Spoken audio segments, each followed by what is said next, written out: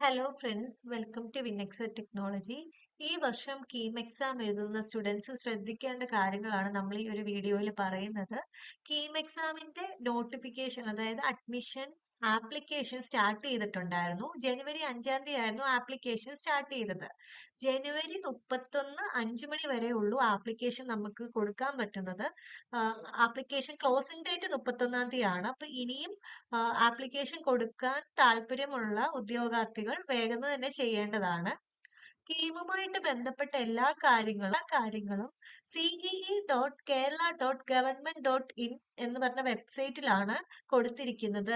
അതായത് എല്ലാ നോട്ടിഫിക്കേഷനും, ആപ്ലിക്കേഷന്റെ ഡീറ്റെയിൽസും, കാൻഡിഡേറ്റിന്റെ പോർട്ടൽ, അഡ്മിറ്റ് കാർഡ്, അലോട്ട്മെന്റ്, ഇങ്ങനെയുള്ള കാര്യങ്ങളെല്ലാം ഹാൻഡിൽ ചെയ്യുന്നത് ഈ ഒരു വെബ്സൈറ്റ് ആണ്. സ്കീമിന്റെ അണ്ടറിൽ കവർ ആകുന്ന കോഴ്സസ് എന്ന് പറയുമ്പോൾ engineering, pharmacy, architecture, medical courses, medical allied courses. അതായത് നിങ്ങൾ കേരളത്തിലുള്ള കോളേജസിലാണ് അഡ്മിഷൻ വേണ്ടതെങ്കിൽ കീം എക്സാം എഴുതിയിരിക്കണം. ആപ്ലിക്കേഷന്റെ ഡീറ്റെയിൽസ് എല്ലാം നമ്മൾ പറഞ്ഞു. www.cee.kerala.government.in എന്ന് പറഞ്ഞ വെബ്സൈറ്റിലാണ്. അതുപോലെ ഒരു ആപ്ലിക്കേഷൻ മതി നമുക്ക് മൾട്ടിപ്പിൾ കോഴ്സസ് അപ്ലൈ ചെയ്യാനായിട്ട്. ഇപ്പൊ നിങ്ങൾക്ക് കീം എക്സാം വഴി നിങ്ങൾ അഡ്മിഷൻ നോക്കുന്നത് എഞ്ചിനീയറിംഗിന്റെ കോഴ്സിനും ഫാമിന്റെ കോഴ്സിനും നിങ്ങൾക്ക് നോക്കണം. അപ്പൊ സിംഗിൾ ആപ്ലിക്കേഷനിൽ നിങ്ങൾ ഈ രണ്ട് കോഴ്സസും അപ്ലൈ ചെയ്യണം. കീം എക്സാമിന് ഏജ് ക്രൈറ്റീരിയ എന്ന് പറയുമ്പോൾ 17 വയസ്സ് കഴിഞ്ഞവരായിരിക്കണം. 31/12/2027 സോറി 31/12/2026 17 വയസ്സ് ആയിരിക്കണം. അതുപോലെ തന്നെ അപ്പർ ഏജ് ലിമിറ്റ് ഇല്ല. നിങ്ങൾക്ക് എത്ര തവണ വേണേലും ഈ ഒരു എക്സാം എഴുതാവുന്നതാണ്. ഇനി MBBS അല്ലെങ്കിൽ BDSന്റെ എക്സാമിന്റെ റൂൾസ് അറിയണമെന്നുണ്ടെങ്കിൽ നിങ്ങൾ നീറ്റ് UG 2026ന്റെ ഗൈഡ് ലൈൻസിൽ പോയി നോക്കിയാൽ മതി. കീം എക്സാം എന്ന് പറയുമ്പോൾ കമ്പ്യൂട്ടർ ബേസ്ഡ് ടെസ്റ്റ് ആണ്. അപ്പൊ ഡേറ്റ് വരുന്നത് 17/4/2026 തൊട്ട് 23/4/2026 വരെയാണ് എക്സാം നടക്കുന്നത്. ടൈം എന്ന് പറയുമ്പോൾ 2 PM to 5 PM ആയിരിക്കും എക്സാമിന്റെ ടൈം.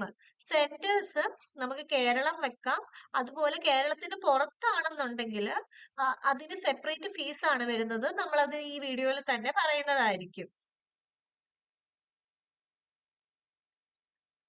ഇനിയും എഞ്ചിനീയറിംഗിന്റെ എക്സാം ആണ് നിങ്ങൾ അപ്ലൈ ചെയ്യുന്നെന്നുണ്ടെങ്കിൽ ഫീസ് വരുന്നത് 925 ആണ് ജനറൽ കാറ്റഗറിയിൽ. SC കാറ്റഗറി ആണെങ്കിൽ 400 രൂപയായിരിക്കും. ST ആണെങ്കിൽ നിൽ എന്ന് പറഞ്ഞ ഫീസ് ഇല്ല. അതുപോലെ ഫാമിനും ഇതേ ഫീസ് തന്നെയാണ്. ആർക്കിടെക്ചർ വരുമ്പോൾ 650 രൂപയാണ് ജനറൽ കാറ്റഗറിക്ക്. SC കാറ്റഗറിക്ക് 260 രൂപയും. മെഡിക്കൽ അലൈഡ് കോഴ്സസിനും ആ സെയിം ഫീസ് തന്നെയാണ് വരുന്നത്. അപ്പൊ ഈ ഫീസ് എല്ലാം നിങ്ങൾ ഓൺലൈൻ മോഡാണ് അടയ്ക്കേണ്ടത്. അതുപോലെ തന്നെ ഇപ്പൊ കാൻഡിഡേറ്റ്സ് ഇപ്പൊ പുറത്തുള്ള ഒരു കാൻഡിഡേറ്റ് ആണ്, പുറത്തുനിന്ന് ഇപ്പൊ ഗൾഫ് കൺട്രി UAE ആണ് നിങ്ങൾ എക്സാമിനേഷൻ സെന്റർ ആയിട്ട് വെക്കുന്നത് എന്നുണ്ടെങ്കിൽ അഡീഷണൽ ഫീസ് വരും. അഡീഷണൽ ഫീസ് എന്ന് പറയുമ്പോൾ 16,000 രൂപയായിരിക്കും അഡീഷണൽ ഫീസ് വരുന്നത്. ഇനിയും ഈ കീം എക്സാം നിങ്ങൾ അപ്ലൈ ചെയ്യുമ്പോൾ ഇമ്പോർട്ടന്റ് ആയിട്ട് വേണ്ട ഡോക്യുമെന്റ് എന്ന് പറയുമ്പോൾ ഫോട്ടോഗ്രാഫ് വേണം, നിങ്ങളുടെ സിഗ്നേച്ചർ വേണം, നാഷണാലിറ്റി പ്രൂഫ് വേണം, പിന്നെ 10ാം ക്ലാസ്സിന്റെ SSLC സർട്ടിഫിക്കറ്റ് വേണം, നേറ്റിവിറ്റി പ്രൂഫ് വേണം. നേറ്റിവിറ്റി പ്രൂഫ് എന്ന് പറയുമ്പോൾ നിങ്ങൾ കേരളൈറ്റ് ആണെന്ന്, അതായത് കേരളത്തിലുള്ളവരാണെന്ന് കാണിക്കാൻ നേറ്റിവിറ്റി പ്രൂഫ് വേണം. ഡേറ്റ് ഓഫ് ബർത്തിന്റെ പ്രൂഫും വേണം. അതുപോലെ തന്നെ ഈ സപ്പോർട്ടിംഗ് സർട്ടിഫിക്കറ്റ്സ് എന്ന് കൊടുത്തിരിക്കുന്നത് നിങ്ങളിപ്പോ ഏതെങ്കിലും ഒരു കാറ്റഗറിയിൽ പെടുന്ന സ്റ്റുഡൻസ് ആണെങ്കിൽ, എന്ന് വെച്ചാൽ OBC, EWS അല്ലെങ്കിൽ SC ST കാറ്റഗറിയിലൊക്കെ വരുന്ന സ്റ്റുഡൻസ് ആണെങ്കിൽ നിങ്ങൾ ആ കാറ്റഗറി റിസർവേഷന് വേണ്ടിയുള്ള സർട്ടിഫിക്കറ്റ്സും അപ്ലൈ ചെയ്യുമ്പോൾ കൊടുക്കേണ്ടതാണ്. ഇനിയും NRI കോട്ടയാണെന്നുണ്ടെങ്കിൽ അതും നിങ്ങൾ അതിന്റെ ബേസ്ഡുള്ള സർട്ടിഫിക്കറ്റ്സ് അപ്ലൈ ചെയ്യുമ്പോൾ നിങ്ങൾ കൊടുക്കേണ്ടതാണ്. ഈ എക്സാം അപ്ലൈ ചെയ്യുന്ന സ്റ്റുഡൻസ് നമ്മൾ പറഞ്ഞു 17 ഇയേഴ്സ്, അതായത് നിങ്ങൾ +2 കഴിഞ്ഞ വിദ്യാർത്ഥികളായിരിക്കണം.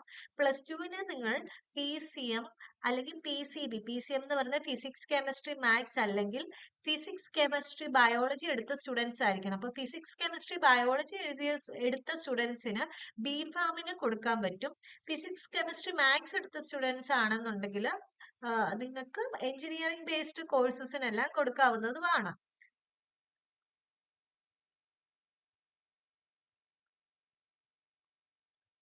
അതുപോലെ തന്നെ നിങ്ങളിപ്പോ റിസർവേഷൻ കാറ്റഗറി വരുന്ന സ്റ്റുഡൻസ് ആണെന്നുണ്ടെങ്കിൽ, OBC കാറ്റഗറി ആണെങ്കിൽ നിങ്ങൾക്ക് നോൺ ക്രിമിലിയർ സർട്ടിഫിക്കറ്റും അത് അതായത് വില്ലേജ് ഓഫീസർ ഇഷ്യൂ ചെയ്ത നോൺ ക്രിമിലിയർ സർട്ടിഫിക്കറ്റ് ആവശ്യമാണ്. SC/ST സ്റ്റുഡൻസ് ആണെങ്കിൽ കമ്മ്യൂണിറ്റി സർട്ടിഫിക്കറ്റ് വേണം. അതായത് തഹസീൽദാർ തരുന്ന കമ്മ്യൂണിറ്റി സർട്ടിഫിക്കറ്റ് നിങ്ങൾക്ക് ആവശ്യമാണ്. അതുപോലെ EWS കാറ്റഗറിയിൽ വരുന്നതാണെങ്കിൽ EWS സർട്ടിഫിക്കറ്റ് എടുക്കണം. വില്ലേജ് ഓഫീസറിൽ നിന്ന് EWSന്റെ സർട്ടിഫിക്കറ്റ് എടുക്കണം.